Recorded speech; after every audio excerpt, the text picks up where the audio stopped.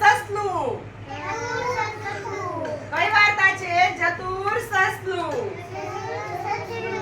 એક હતું તળાવ. તળાવની અંદર મોટા મોટા મગર રહેતા હતા. કેટલા બધા જો, ઘણા બધા મગર રહેતા હતા. પછી નદીની વચ્ચે એક ટેકરી હતી અને ટેકરીની અંદર તો બહુ મીઠા મીઠા ફળ આવતા હતા. જો દેખાય છે ઝાડ, અને પણ ઝાડની અંદર કોઈ ઝાડ પાસે મીઠા ફળ ખાવા જઈ શકતું ન હતું, કારણ કે એ તો તળાવની વચ્ચોવચ હતું અને તેની અંદર તો તળાવમાં તો કેટલા બધા મગર રહેતા હતા, તો જઈ શકે નહીં. એક દિવસ જો એક સસલું દેખાય. સસલાને એક યુક્તિ થઈ કે ચાલો મારે કે મીઠા ફળ તો ખાવા જવું છે, પણ કરું શું કે.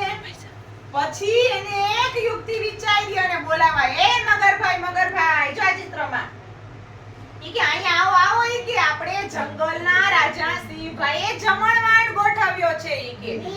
એટલે આપણે ઈ કે તમારા મગરની મને ગણતરી કરવાનું કીધું છે. તો ઓલા મગરભાઈ કે કાઈ વાંધો નહીં, ચાલો બધા મગરભાઈ આવી જાવ ઈ કે. તો મગર જો આ તો બધા લાઈનમાં મગર ગોઠવે 3 4 એમ કરી અને ગણવા માંડ્યો અને આવી ગયો જ્યાં ફળ હતા ત્યાં ટેકરી પાસે અને મીઠા મીઠા ફળ આમ ખાવા માંડ્યો. એને તો મજા આવી ગઈ ને સાંજ પડી ગઈ અને સૂઈ ગયો. પછી એને એમ થયું કે અરે હવે કેમ જાવું કે. પછી એને પાછું એક વસ્તુ વિચાર્યું કે એ મગરભાઈ કે હું ગણતરી ભૂલી ગયો છું ઈ કે. ચાલો બધા આવી જાવ પાછા ઈ કે. એટલે ઈ બધાય પાછા આવી ગયા અને પાછું 1 2 3